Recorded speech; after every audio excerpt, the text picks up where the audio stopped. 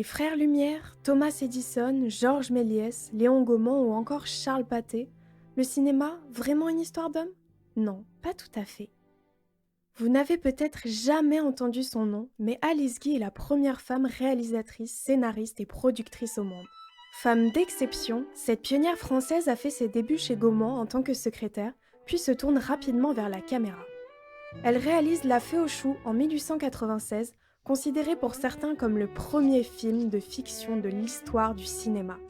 Elle est la première à utiliser de nombreuses techniques comme le gros plan, la coloration à la main ou encore le son synchronisé. Elle donne à des femmes les rôles principaux dans ses films et tourne le premier film au casting 100% afro-américain, A Fool and His Money. Première réalisatrice outre-Atlantique, personnalité la mieux payée d'Hollywood pendant un temps, Lois Weber est l'une des femmes les plus engagées et les plus influentes des années 1910. Elle utilise sa caméra comme outil de dénonciation des injustices sociales.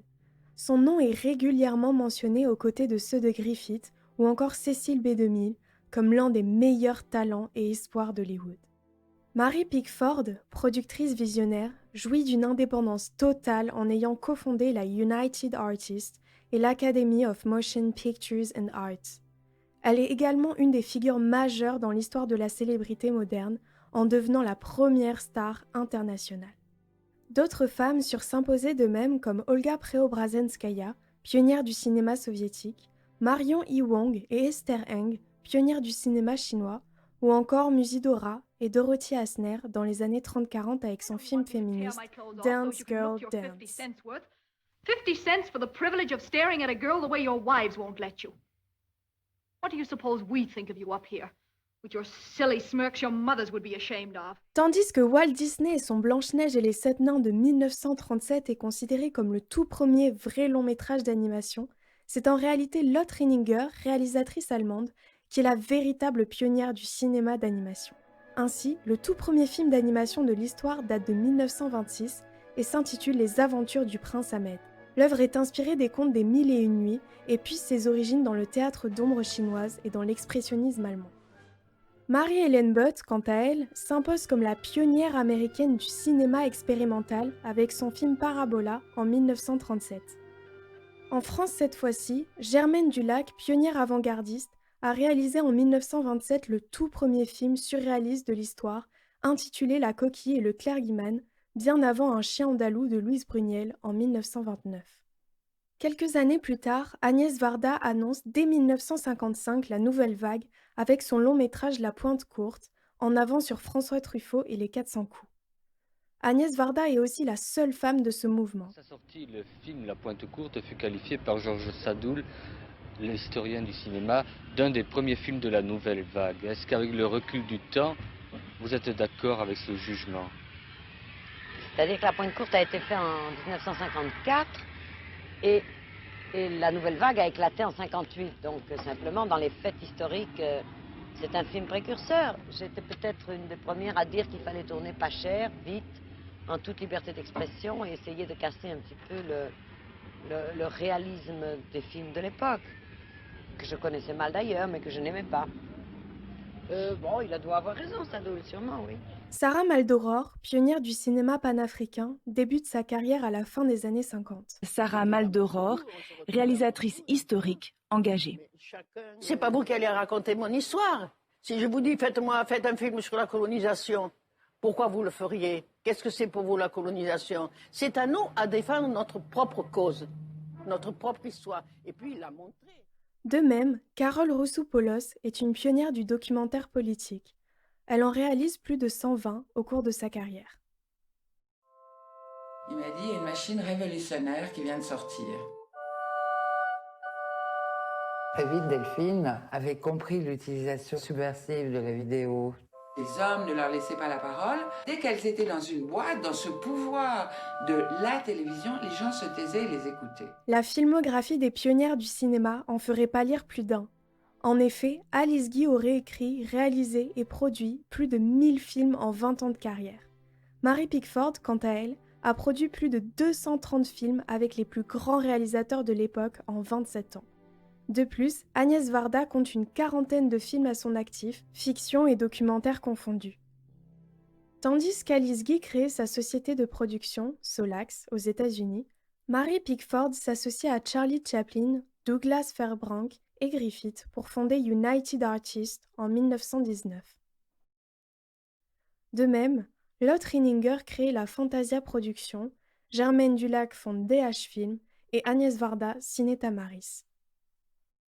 Ces pionnières ont su s'imposer avec des œuvres engagées au moyen d'un regard déjà profondément féministe. Agnès Varda, dans son film L'une chante, l'autre pas, raconte l'émancipation des femmes dans les années 1960-70. Ensuite, en 2000, elle dénonce la société de consommation avec Les glaneurs et La glaneuse.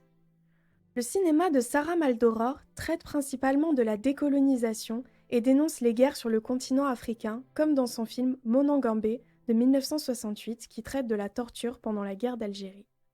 Si je vous disais que l'un des films les plus rentables chez Universal il y a 100 ans était un film sur le droit à l'avortement et à la contraception, est-ce que vous me croiriez ? Le film en question existe bien. Il s'appelle Where Are My Children et est réalisé par Lois Weber, pionnière du cinéma américain. Toutes ces femmes tenteront d'éveiller les consciences à travers l'outil caméra, choisissant des thématiques sociales comme la condition des femmes, le mariage, le droit de vote, la peine de mort ou encore la société de consommation. Alice Guy est une des premières à revendiquer sa vision féministe dès 1906 avec les résultats du féminisme. Les pionnières du cinéma ont été pour la plupart complètement effacées de l'histoire et ont parfois vu leurs travaux détruits. En 1922, Alice Guy retourne en France et tombe complètement dans l'oubli. Léon Gaumont ne fera jamais publiquement référence à son travail, participant ainsi à son effacement quasi total. À partir des années 30, elle tentera de retrouver ses œuvres réalisées en France et aux États-Unis afin de faire reconnaître son travail, mais elles sont pour la plupart introuvables. Aujourd'hui, on ne connaîtrait que 150 de ses œuvres sur les 1000 qu'elle aurait réalisées. Vous avez encore des films que vous avez tournés? Vous en possédez encore? Malheureusement, on n'en retrouve pas. On n'en retrouve pas. Ces femmes n'en restent pas moins puissantes. Lois Weber devient la première femme membre de la Motion Picture Director Association. Et Lotte Rininger, elle aussi, influence ses successeurs comme en témoigne le film d'animation Prince et Princesse de Michel Oslo, sorti en 2000.